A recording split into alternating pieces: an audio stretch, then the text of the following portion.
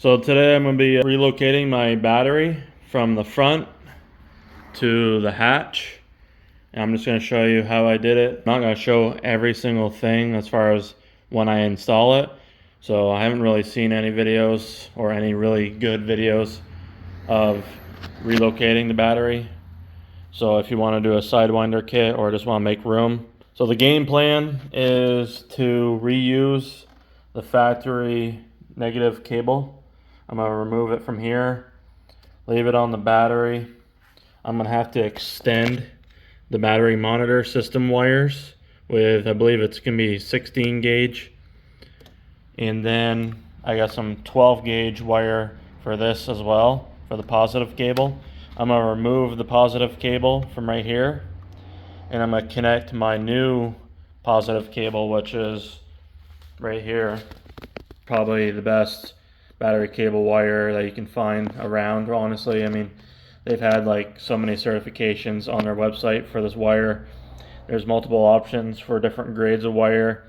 So this is a 1/0 1/0 gauge wire, and it's like 1,052 strands of wire in it, so it's pretty decent, but it'll definitely be enough for what we need. The reason why you want pure copper, oxygen-free copper, they call it OFC, and instead of copper-clad aluminum. In order to do the battery relocation, you need 1/0 battery cable for the positive, and that is a 1-0 or 0 gauge.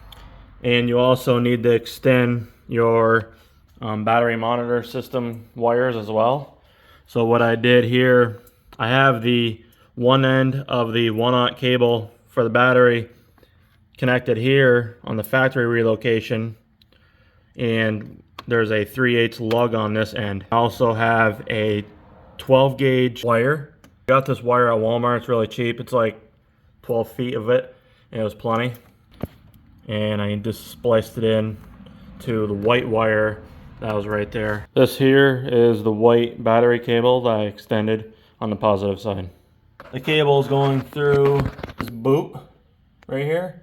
That's really the best location you can go through. I made a T-shaped cut in this boot, and then I lubricated it with some like oil, or you can even use WD-40, just to get the slipperiness I need to slide the end of the cable through, because I had my connectors already connected from the place I bought this cable from. I'm going to show you. So one up through here, goes up through this fabric up in there, and you just feed it down. Now this isn't all put together yet, so once I get this all touched up, pulled all these plastic pieces out and just kind of laid the wire in there. Pulled this plastic piece off. It's really easy. Just get a plastic tool remover. I was gonna probably reuse the tray, but I decided not to. You could use the tray to hold it into place better. Mount the tray in the hatch, or even probably over here. I did it this way because this is a RS battery, so it's bigger than a normal ST battery, and it fits perfectly in there. This cable anyways is going through here, just behind here, and it's plastic, and just laid it in there, kind of just following like a factory location style relocation. And I might end up fixing this location. I would have preferred it being in here more. For now it's working great. This is a 200 amp inline fuse by Skar Audio. We replaced the fuse with a little fuse or Busman 200 amp. And there's the other connector. So that connector there is what the problem was going through that rubber boot, so that's why I lubricated it. So I end up squeezing these ends together, taking this bolt out to get it through that boot up front, through the firewall. Here is the factory ground. So what I did is I just reused that, sanded it down here. So this is the battery monitor system. I connected 16 gauge wire to these two small ones, ran that on that side, just because I wouldn't have to use as much length. And I also ran the 12 gauge for the positive wire, which is this red one. and the two black ones are 16 gauge for the negative side for the battery monitor system. I have a little lug on there on this end, soldered all the connectors, you know, made it as factory looking as possible. And you can see, like, this doesn't wiggle. I mean, I could stuff a little bit of something in here and just kind of insulate it more. But yeah, if I was in a rollover, this battery would obviously come out.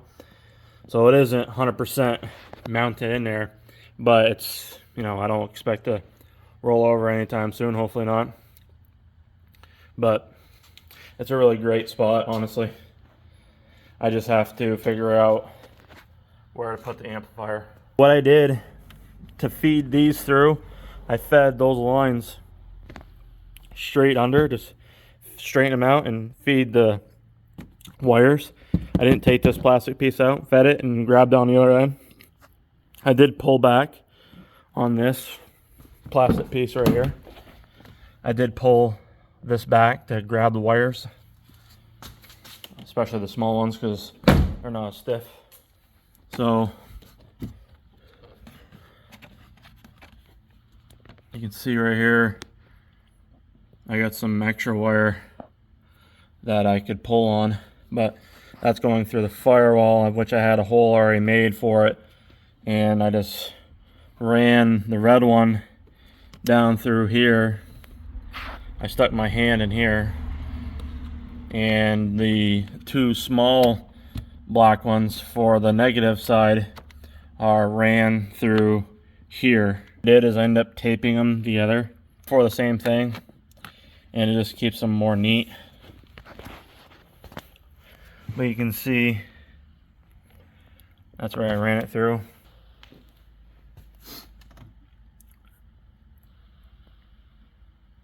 Just ran it through right there.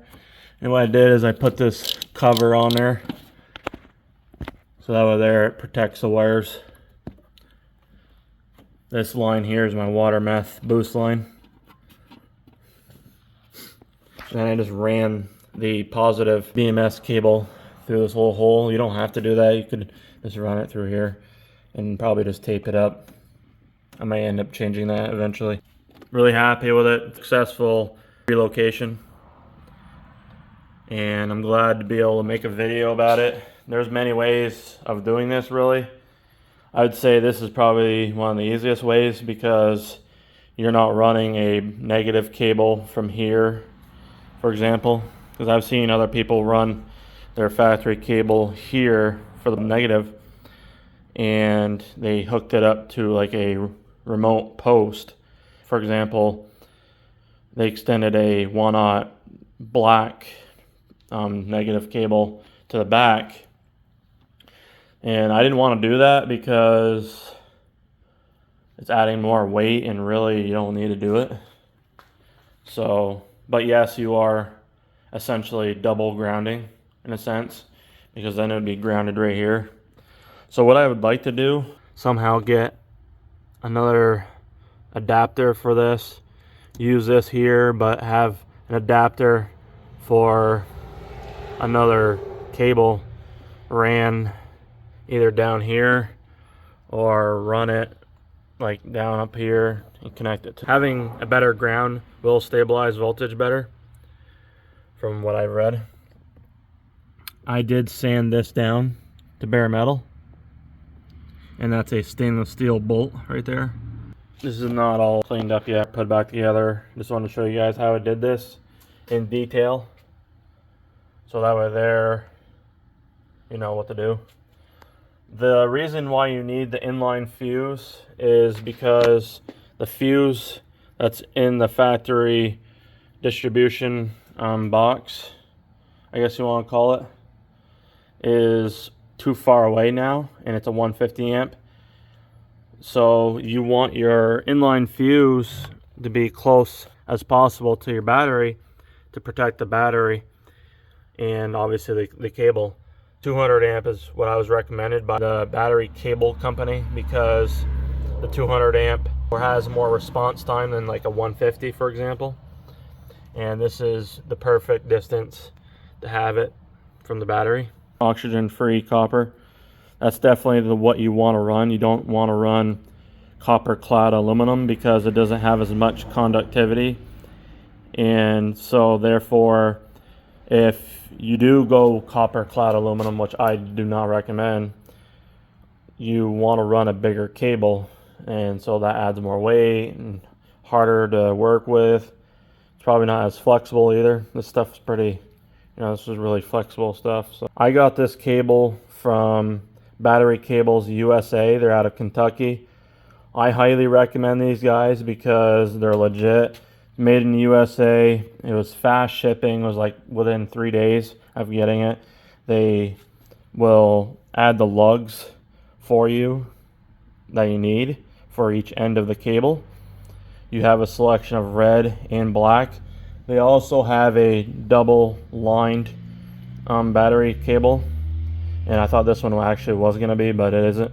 But they have a heavier duty one which has a PVC white lining inside, so that's another option to get right there, but this one will do just fine. Well, it's running.